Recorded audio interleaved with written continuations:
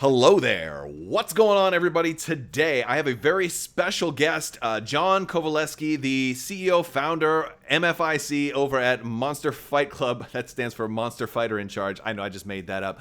Is joining us. We're going to be talking about some really cool stuff. There's a new Kickstarter with some of the most amazing terrain you have ever seen, and we're going to talk about all of that. I got a lot of questions for you. How you doing, John? I'm doing good. It's dealing with all the COVID and being locked up and everything else. I think Virginia might be a little more relaxed than other places, but we have a small team. We're 7 people strong here. Okay. So we spread out, we keep to ourselves, and we get our jobs done and have a lot of fun doing it. Awesome. I'm really excited to talk with you. I have a ton of questions, but I think that, the first thing I want to talk about is this new amazing Kickstarter. This is city terrain that you guys have going on, and I know you have a lot of projects. And and all you guys watching right now, definitely stick around, watch to the end of the video. There is going to be a giveaway to talk about. But I'm going to save that for the end of the video. We're going to talk about that a little bit later. But first, tell us a little bit about the new Kickstarter that's going on right now. All right, so the new Kickstarter is called Monstere Scenery Metropolis. So Metropolis is, I guess, my inner kid taking over, and I've always wanted to do these big, massive tables. I've been going to Gen Con for probably 20 years going through, and I was always blown away by how cool the tables look. And you see these things, and some of them are 5-6 foot tall. Yeah. So one of the things we did here is I wanted to do a big, expansive table system that was full color, that you can put together, that you could take apart, that you could lay everything out for you, set up a table in 10, 15 minutes, play your games that looks good, and then tear it down, throw it back in a shoebox, and take it away. And I think we've done a pretty good job of putting that together. It would probably be easiest to check out the Kickstarter video when the time comes. So it's a short 3 minutes of us showing how cool the terrain and stuff is. That picture that you've got posted on the side here that you're kind of looking through, we have that physical table set up in the back. Oh man, it's beautiful.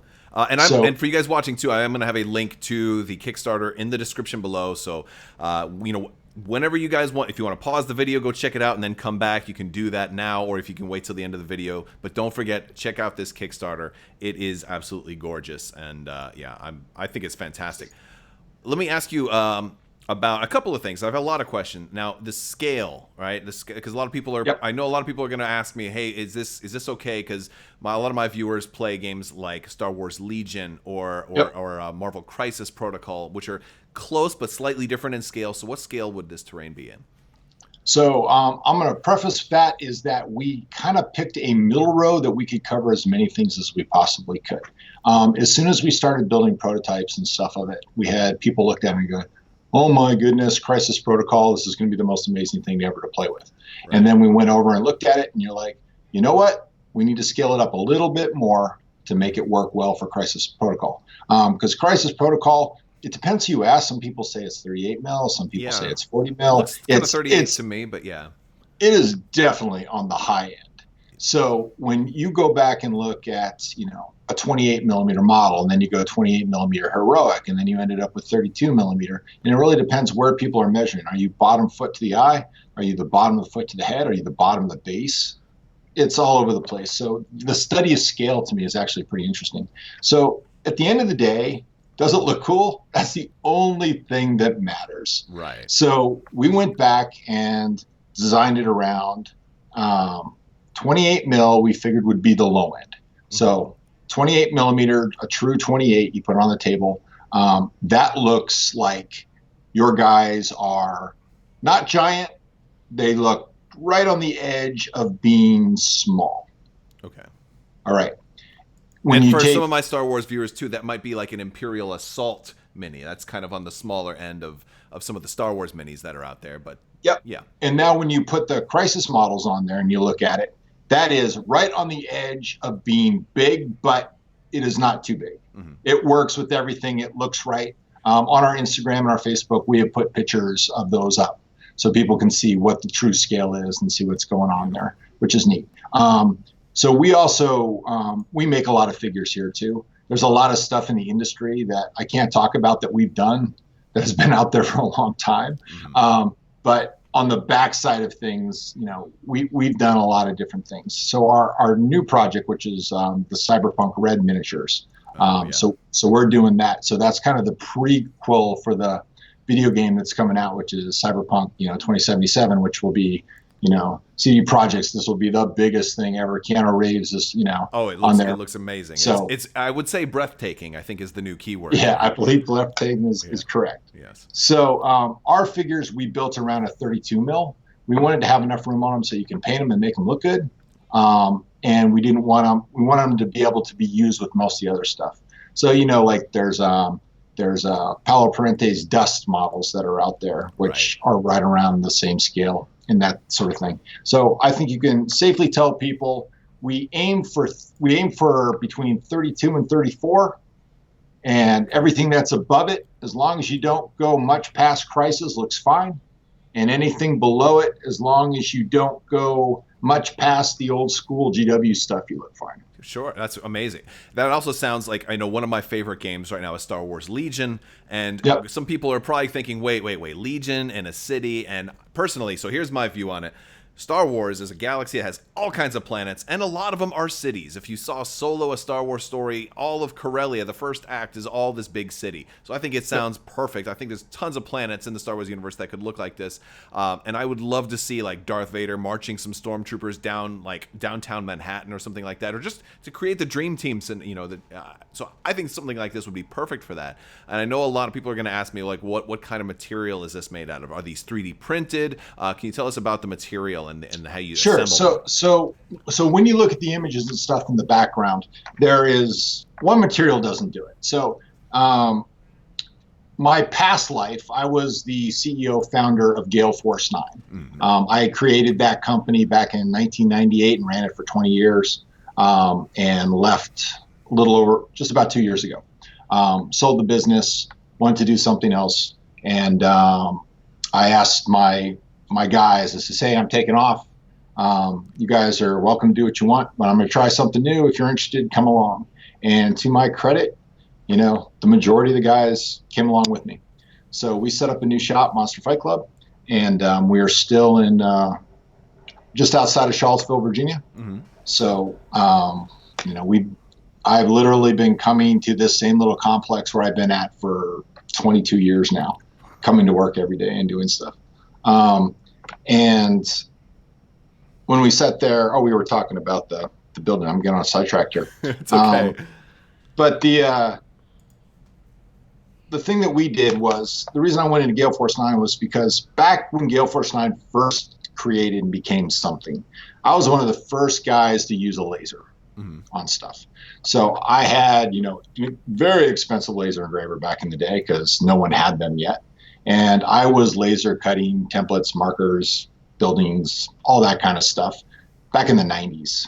So, I see the stuff that's happening now and I look at it and I'm like, that's such old school when I look at what everybody else is doing. The thing I always regretted back then was it wasn't color. You had to go in and paint it. If you really wanted to texture it, like you look back in the brick building in the background and get all of that brickwork and stuff on it, it was you had to raster it, and it took forever, and it would turn into one board would take an hour to raster this thing out. And when I was doing it, they didn't have these 120 watt lasers. It was a 30 watt laser. Sure. And so it was slow. You would go through and do stuff. So I took the same premise that we had of basically laser cutting things, switched over to some CNC work to be able to make some things move faster and be able to do things thicker. And then it kind of took technology catching up to be able to get the colors and stuff on the boards as well. So what we ended up doing is our buildings, and I've got one here in my hand, a section of it. This is a prototype. This is a basically hardboard. Hardboard is, think pegboard without the holes. Oh, right. Yeah. So that's a lot. It's not cardboard. This is some heavy. No. This is really, really hard. Okay. It's hard enough, in fact, that if you take 4 of these walls together, clip them, in the Kickstarter video, there's me putting a board on top of it. I am 6'7", 240 pounds, and I stand up on top of it. Mm-hmm. supporting. I know there's 3D printed stuff that won't support that kind of weight. So this is really this is sturdy, and this is going to last. Yeah, it's sturdy. Now it's also, when you look at MDF, or HDF, it's a board, so it's flat, goes all the way through. The next thing that we had to overcome was, all right, how do you put color on it? So the way you put color on it is that you can either print it or silk screen it. Mm-hmm. Silk screening is nowhere near durable. You can go in and scratch it off with next to nothing. Right. UV printing does really well if it can adhere to the material. Okay. UV printing does not adhere to HDF unless you find the right coating that you basically bake into it. Okay. So we get our boards prepped. We get them basically turned into surfaces that we can go in and print. UV ink is relatively thick. So, you have the UV printers out there that are taking essentially UV resin and they're printing the stuff out. A UV printer can go in there and print the resin, immediately cure it when it does it. The only difference between the UV ink that you're using in a UV printer and a UV ink you're using in a 3D printer is how long you're cooking it and does it cure.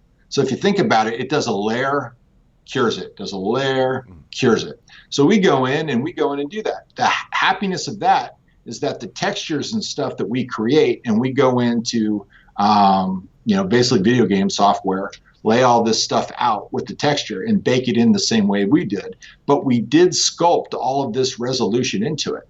So when those textures come out, they go. And then when you apply that texture to the printing surface, when it goes through, you can actually run your hand across it and you can feel the relief as it goes through. It's not super thick, but it is more than enough. Oh, yeah. When you get up to it, to try to figure out.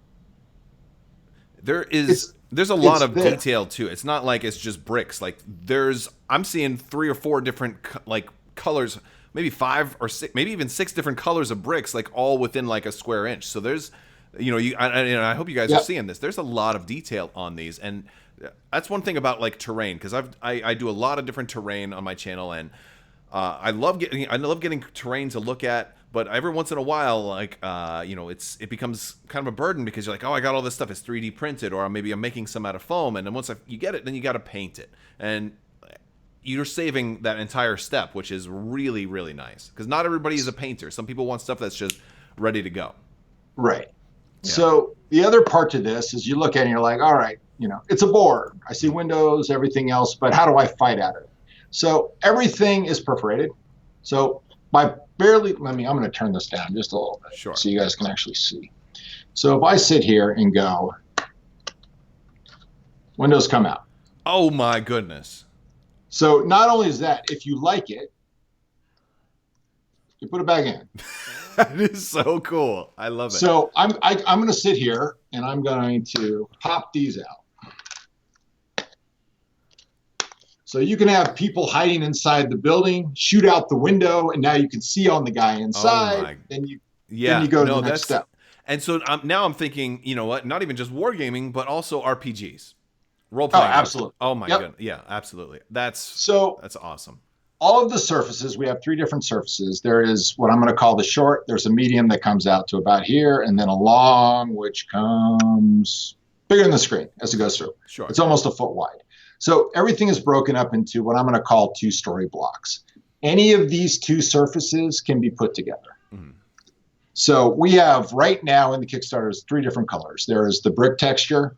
There is this concrete kind of, old school World War II, but it can kind of be almost anything as it goes forward. Mm-hmm. And then we also have these cool industrial buildings. Right. Because all of these are essentially printed, depending on how far the Kickstarter goes, these are color shifts. These are changes. So we can change up the colors to do all kinds of things. To make it easy for us right now, there is probably going to be about 160 variations that you can mix and match with the stuff that's on the table. Yeah. That's a little bit ridiculous to fulfill when the time comes. So we're setting it up this way, getting it all done. And then after that, we will start releasing other sort of thing. So we might do gray with red tint, very, imperial, and do some other stuff. We might do some black onyx. Absolutely. We might do some other things.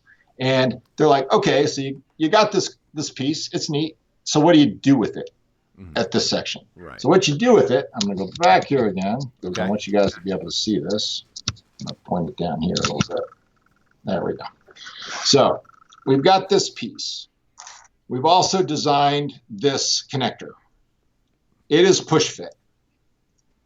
And there is a double wide section on the top, and there's a bottom here that's a little bit thinner. Okay. The thinner part goes on the top. And all you got to do is you just take this, push it in, done.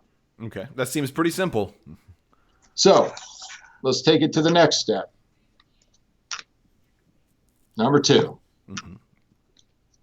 Let's take another one.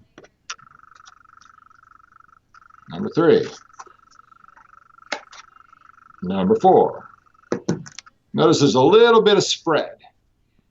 Yeah, yeah. So we're actually got a patent pending on the clip right now. One of the innovations that we came up with while we were working on this is that this is strong enough now to do stuff with it. It doesn't fall out.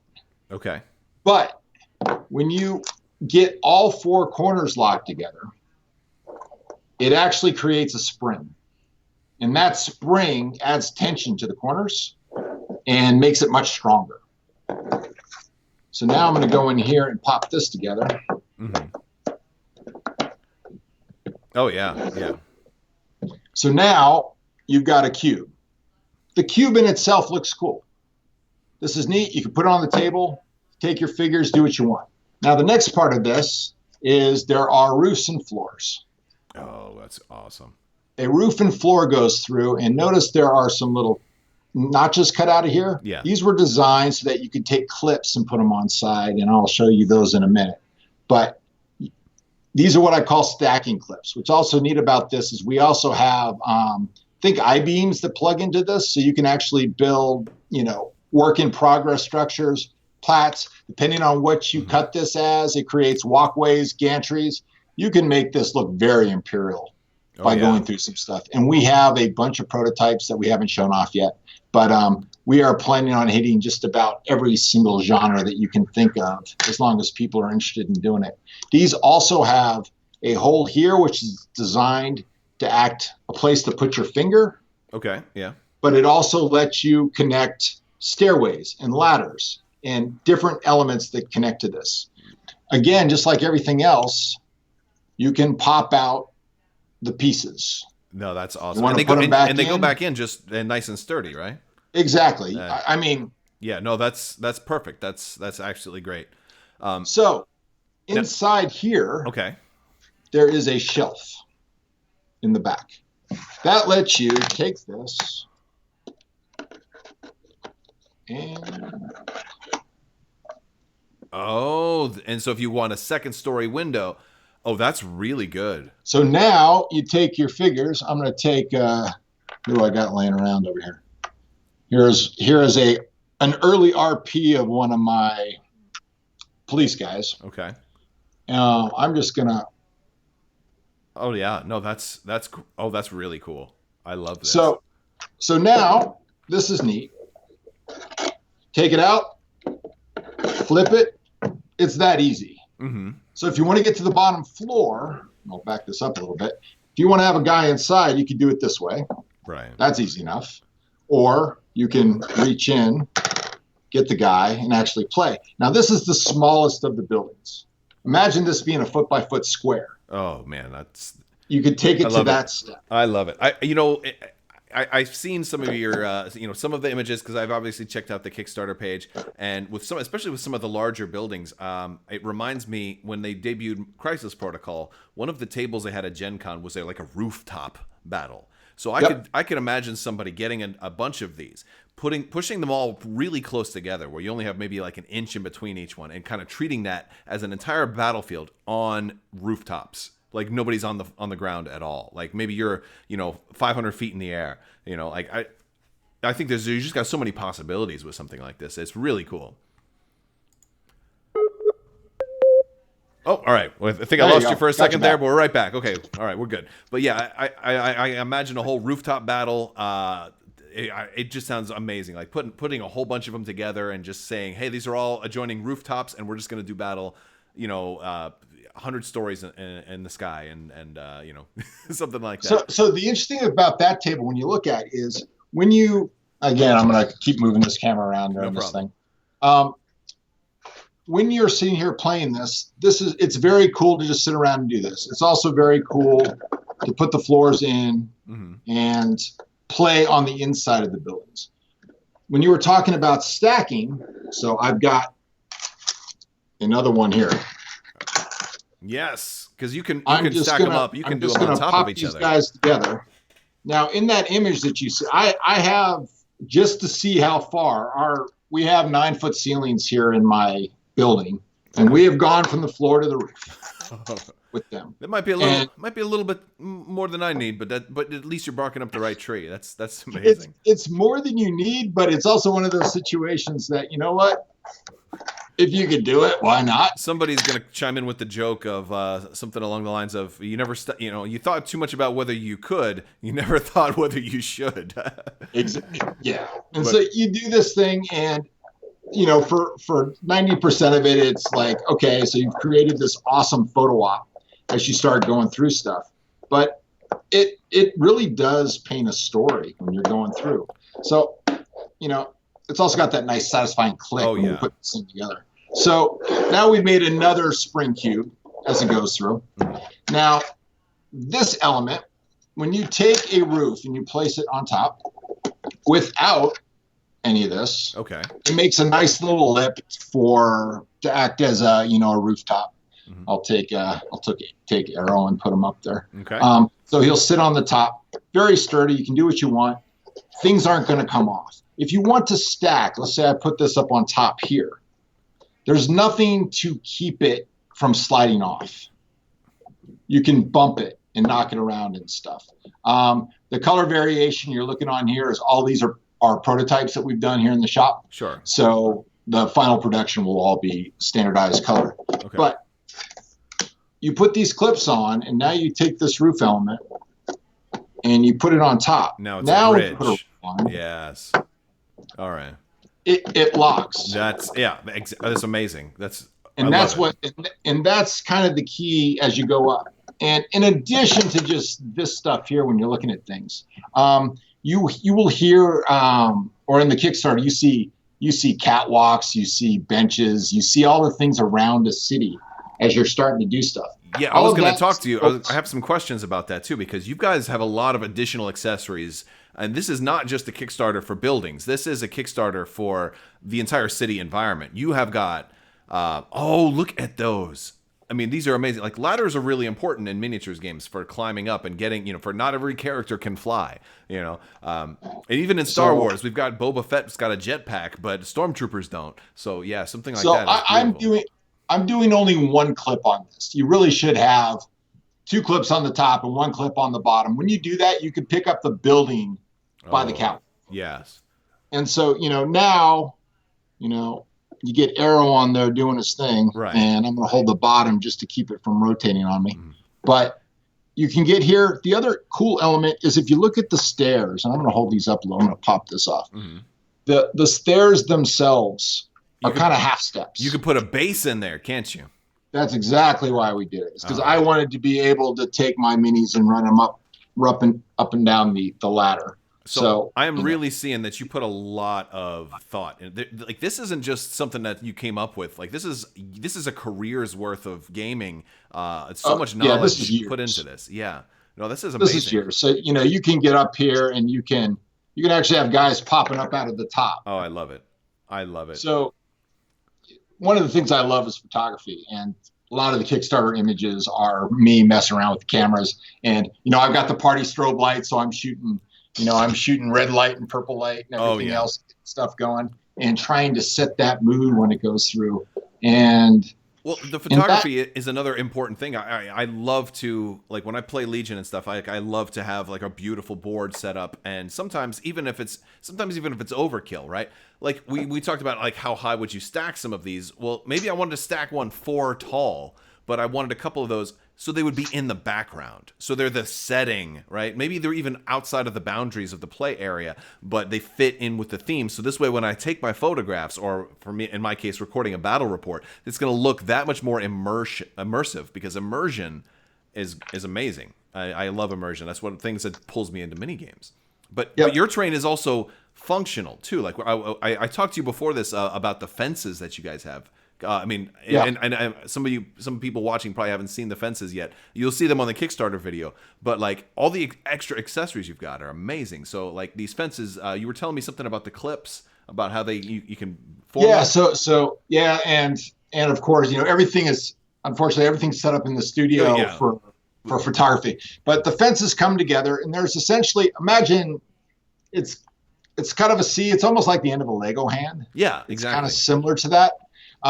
But they're double-ended. That allows you to clip two things together, and when they clip, it turns into a hinge. Mm-hmm. So all the fences connect together. You don't even need anything to plug it into the base, because as long as you have one that turns it, you now have support. Yeah, and they're gorgeous-looking fences. And you've got now. I just saw. Just recently, there was another one unlocked, it looked like. So you have like multiple types of fences, so you can really add some diversity. Yep. So we have chain link fences, which I don't think anybody's ever made really good chain link fences, in my opinion, before that are playable. There's been some nice plastic kits in the past, but they're the wrong scale and stuff. These are playable. They've got a little bit of flex into them, so you're not just going to snap them. Mm-hmm. We've got bob wire that you can put around the top of it. It looks incredible. One of the things we did is the bob wire. We actually created the spool, the industrial spool that the wire would be on, because we thought everybody throws the spool away. Let's make it look like a really cool piece of terrain. So when you use the bob wire and you unfurl it and you put it where you want it, you still have a piece of terrain that you can use for cover. Sure. Put it down, do stuff with it. And everything is going to be built around the same sort of plastic that we used for our previous project, our Kickstarter that started the company, which was our hills and our trees and stuff. Oh, yes. All right. So that's actually a great segue, because I would, if you don't mind, I would love to talk about that a little bit. All right. So Monstere Scenery, I believe, was the name of that line, correct? Yeah. So we started off with another name, and we had to deal with some issues, and someone else said it was there. So we switched it over to Monstere Scenery. So Monstere Scenery is now our global brand. And then under Monstere Scenery, we have Metropolis. That stuff over there is more of the outlands, more of the woodland sort of thing.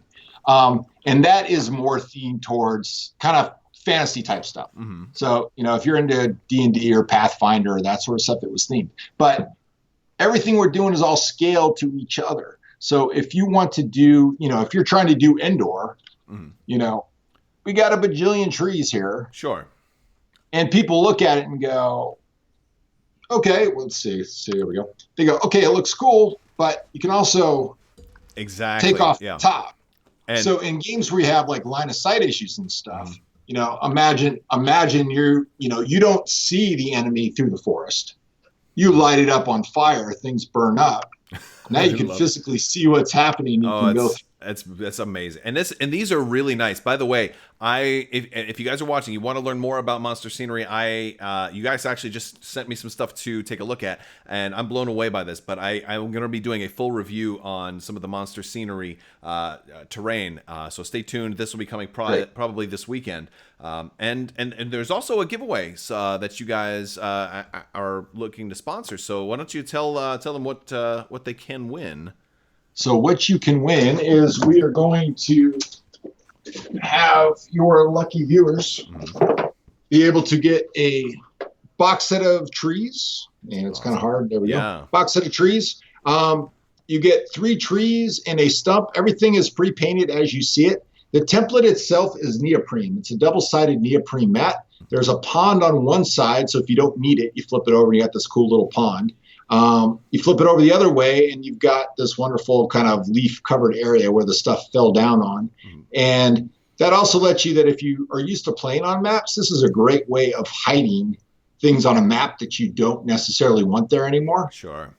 Yeah. And also serves as area terrain for games that use those as rule sets too. It can be like a more of a thicker area, harder to move through, and it's amazing. Or I love it. We I love it. got that. We're also going to give you some of the walkways that you were just kind of showing off. So when you do your review, you'll see how cool these are. They're really one cool, of my guys. favorite elements of these walkways, and it's kind of hard, it's kind of a little bit of a gloss, is that you can see a lot of the walkways have holes in them. Yes. And those holes were there so you would have trapdoors or make it look blown apart or different things. But you can also take them and turn them sideways. They become these really cool walls that you can use for fortifications and stuff. And they work great.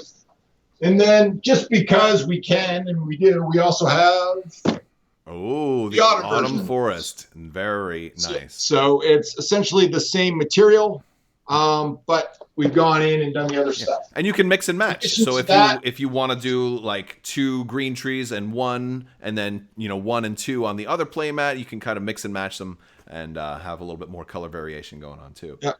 And there's a lot of detail to them. See if I can get the focus here. There really is. If you guys want to see the detail, I'll have a really nice unboxing and review coming soon. But yeah, like I've looked at these just briefly because these just showed up, and my breath was like, my jaw hit the floor because they're pre-painted and they're gorgeous. It's like you open the box, you've got your battlefield ready to go. I love it.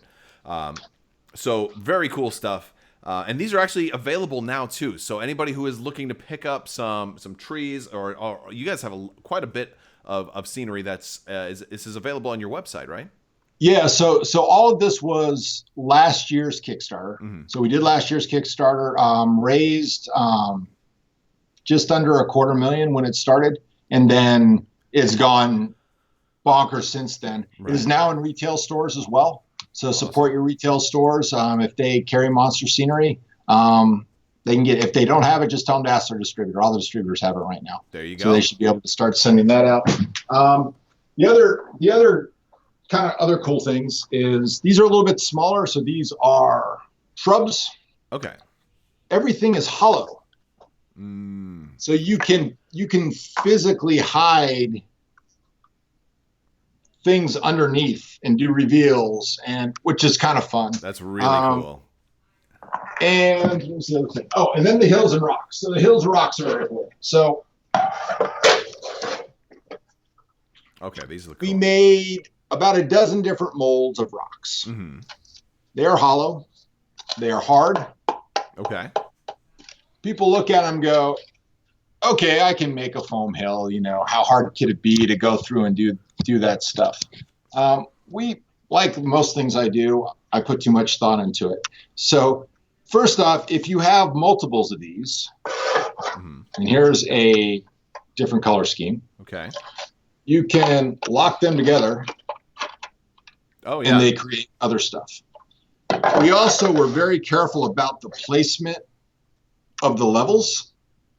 So when you're connecting bridges and walkways and stuff to these levels, they actually connect. Oh, yeah. Okay. The stairs that you got in that pack, it lines up with the sides. So you can use that as the walkway to get to the next level, which gets to the next level. So you can build entire fortifications out of these rocks. Okay. When the stuff's going through. The areas look like they're flat enough to put minis on also, that they're not going to slide. They're absolutely flat enough. Yeah. So you can take... our stuff, we want it to be playable. So, yeah, no, that's great, and that's the problem when you make your own terrain sometimes. And when I first started getting into terrain, like the first couple of things I started to make, I had a couple of pieces that they looked cool, but trying to balance a mini on there was really difficult. And so it's really nice having somebody do that work for you. Plus, they're pre-painted straight out of the box. That's really cool. And then what we haven't even started promoting this yet, but I'm going to give a little teaser to your viewers, just because I happen to have some of my production prototypes on my desk. Okay. I can't wait to see. So we have not shown this yet. So we are also going to be doing ice. Oh.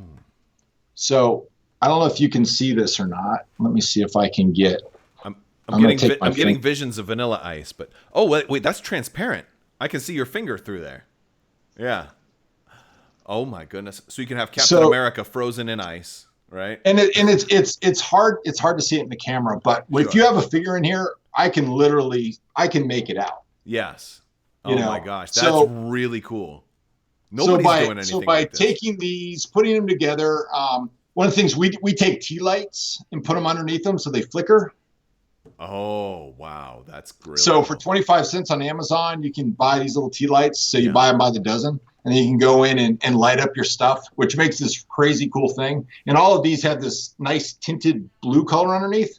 So when you turn off the lights and you turn it it almost looks like the background in the side of your camera right now, or on the side. It's exactly. Sparkling. Sure. It can look like that. But we have ice. We've got mats that are ice covered lakes with cracks and stuff broken up into them. I'm all about it. Got snow covered trees. We got all of that winter is coming-esque sort of stuff. And we will start teasing that probably after our next Kickstarter is over. That's really so. If you guys also, and this kind of fits into, again, Star Wars. It has applications for lots of different things. Oh, this is Hoth. Yeah, exactly. That you know right where I was going with that. That was some of the first terrain I ever made. Was all the snow-based terrain. I bought lots of snow troopers and tauntauns and all of that stuff. So I've got all the Hoth stuff, and that's one of my favorite battlefields. But I had never thought of actually being able to have somebody totally frozen in ice. Even if they're not part of the game you're playing, you just want it for thematic reasons, right? Like it's beautiful. Oh, I can't wait! I can't wait to see. And again, because all of our stuff is hollow. Yeah, exactly. Put the guy in it, melt it out, rescue him. They go to town. It was funny. You were talking about your old school terrain. The first terrain table I ever built in my entire life, and I'm going to date myself now. Okay. Let me tell you, Mike. Well, I was probably 7. Okay. I would have been 7 years old. So Star Wars just came out. So now you know how old I am. I wanted to see Star Wars more than anything in the world. That was what I wanted to see. Well, so you had good taste, right? My mother would not let me see it. Oh, ouch. So she took me to see Pete's Dragon instead. In the same theater. Oh. So I had to go to the bathroom. I'm 7. Okay. 45 minutes later, the movie stops. The lights come on in the theater. Mm-hmm. You hear my mother. John, are you in here? I'm sitting in the aisle watching Star Wars next to a thing, and this guy's like, "Is this your kid?" So I got my butt whacked pretty good that day. Oh yeah. And worth it, right? It was totally worth it. You're still talking about it today, so yeah. My father took pity on me, and that was one of the only movies that he ever really took me to in my life, was to see Star Wars. So that was a very cool moment. And then since then, I was that guy, when Jedi came out and Empire and everything else. I was like, I saw Jedi 22 times. Yeah, that was me, over and over and over going through. But going back, the first table I ever built was, I guess it was the Kenner action figures. Came out. Yes. Oh, they were amazing. My mother had Better Homes and Gardens, and in there was an article on how to build Hoth playset. Mm-hmm. And it was, go down to the home center, get the white foam insulation, cut it up like a contoured map, glue it together, make a cave, and use basically dowels in the hole in the bottom of the feet to stand up your guys so they wouldn't fall over. Mm-hmm. I had this whole place, and it was awesome. And that kind of set the tone. And then I was into that, and later I got into D&D, and then I got into Warhammer, and like everything else, down the rabbit hole. Yeah. And being in this industry, I started when I started Gale Force 9. It was 1998, so I've been doing it professionally now for 22 years. It was never meant to be a business. I was a captain in the Merchant Marine. I sailed oil tankers. Yeah. It was a hobby that got out of hand. And I think that's the case for most of the titans of industry who've kind of taken the hobby as far as it has become, right? And so thank you, by the way, as somebody who has not been into tabletop gaming nearly as long as you have. I was able to come into all of this, and there's so much. Like I started tabletop gaming, I'd say in like maybe 2013, 2014. Okay. And that's when I really started getting into it. And it's blown me away just how much is out there. And it's due to people like you who've been able to take it. It's not just Monopoly and checkers anymore, it's, and it hasn't been for a while. Yep. Oh, I have people all the time say, what's your favorite game? And they're like, Monopoly. And I'm like, Monopoly's not a game, it's a collectible.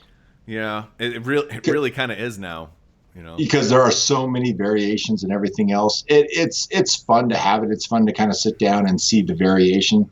But it's not very deep. No. When you go through. But it's a great, I'll call it a gateway drug. Yeah, I'll tell you what, as much as people in the tabletop gaming world love to rag on games like Monopoly, but there's something to be said for a game that everybody knows how to play. Or absolutely, and it is. You're exactly right. It's a great gateway game when you have people over that don't know hardly anything. It's something you can start off with, and then move on to something a little more deep, like, hey, have you ever heard of Settlers of Catan? And then start. For me, it was X-Wing, and then like Dominion, and then just started kind of getting into down the rabbit hole. I didn't play Catan for years, but but yeah, it's. This has just been a world of awesomeness, and especially once I got into like the miniatures and the games where you're building and painting your own miniatures and making terrain. I've really found a whole new love of the hobby, and it's a whole different corner that I had never experienced before. Do you find when you go to like Home Depot or Lowe's or something like that, and you walk around, yes, and you look around, you don't see anything for what it is. No, you're like. The plumbing aisle, like this cool power conduit, or this looks like this, and you look at the pipe fittings, and you look at great heads and all that kind of stuff, and you're just like, wow, that is so cool. Or you build a Coliseum you go to Michael's and you build a Coliseum from the cake. Pillars that go around the outside. There were so many things. And it started off. The first time I went to like a Joann's or Michael's or a Hobby Lobby or a place like that was after getting Zombicide, and it was like I've got way too much stuff and all these cards. I need a way to organize it better. And like maybe if I got this little wooden box and spray painted it and put skulls on it and all this other stuff, and then it just kind of went from there, and so it. And I love that because it gives me such a deep appreciation for like what you do, because you've got this like these trees, for example, right? Like, and it's gonna look a little weird because they're green and I have a green screen a little bit, so they're right. Actually they've got a phantom effect going on right now, but. So much, the fact that it's pre-painted, the fact that it's incredibly detailed, like you guys are going to see, like in the coming week or so when I get this video up of these, you're going to see how amazing they are. And down to the little details of just the neoprene mat that they're on being double-sided and giving you so much extra versatility for what you've got. It's absolutely amazing. So I'm really impressed by this. There's one more thing I want to talk to you about, and I don't know how much you can really say, but there's certainly we mentioned Cyberpunk a little bit. Can you tell us a little bit about what you guys have been doing related to that? I know I've seen some cool minis kind of floating around. Yeah, so unless you've been under a rock for the last couple of years, Cyberpunk 2077 from CD Projekt, that is probably going to be. No doubt. It will be the hottest video game, period, this year. Mm-hmm. Tomorrow, today is Wednesday right now. Today is Wednesday, 6/24. Tomorrow, Thursday, 6/25, is their big press reveal. So this is like the last update they had in a long time. It's going to this game. It is such a play box that you can get in, and basically you can be as good or as bad as you want to be in this game. Mm-hmm. You literally, here are the tools, go forth and be Cyberpunk as you run through. So what we are doing is not Cyberpunk 2077. The guy who created all of this, his name is Mike Pondsmith. And Mike Pondsmith is a legend in the gaming world. He basically created the Cyberpunk universe back in the 80s and 90s as it came through. And his big game back then was a role-playing game called Cyberpunk 2020. Very appropriate. This year is 2020.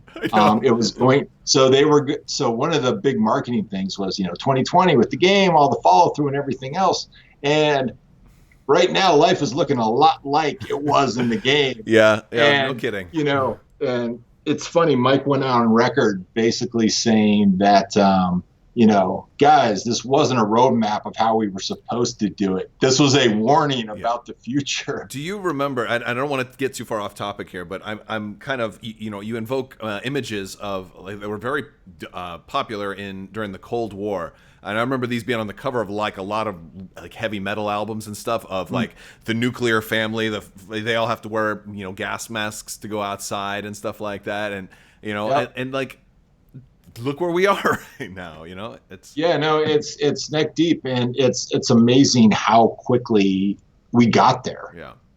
From the initial fear to people start freaking out, and then the real effects of what was happening, and now the world is a very different place, and hopefully we heed from it and go forward. I'm not going to get political or anything. No. I think the future is going to work itself out as long as we all do our best.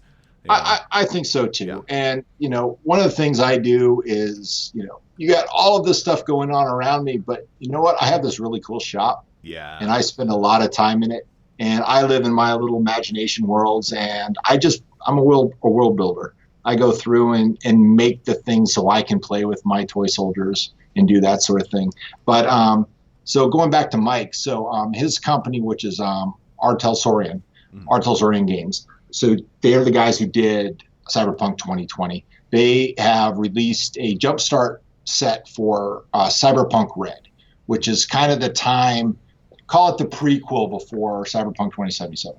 So the time of the Red is around 2045, so 20 some odd years in the future. I'm not going to reveal anything, but there was a big explosion.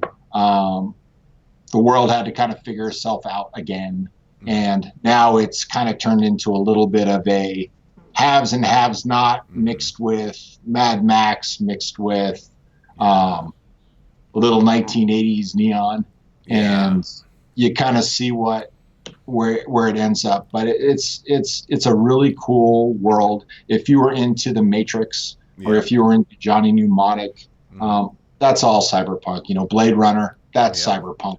It's these dystopian universes. And that's kind of the playground that I happen to be playing in right now.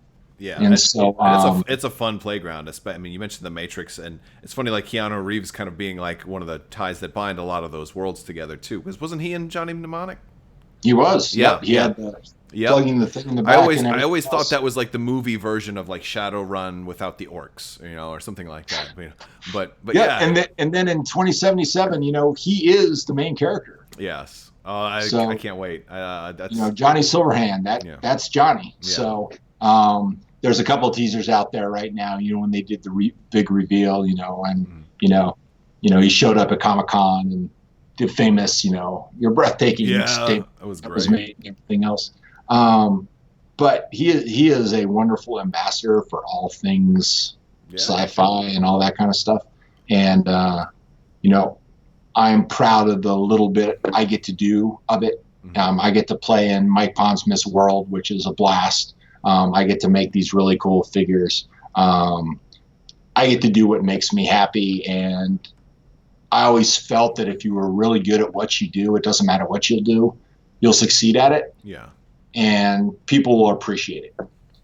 Definitely. So, I definitely appreciate what I'm seeing so far. This stuff looks like kind of wrapping everything up. This all looks amazing. All of the terrain, the new Kickstarter, all of these buildings. So whether you're interested in something like superheroes or Star Wars or Cyberpunk or anything in that kind of genre, there's definitely a wealth of information.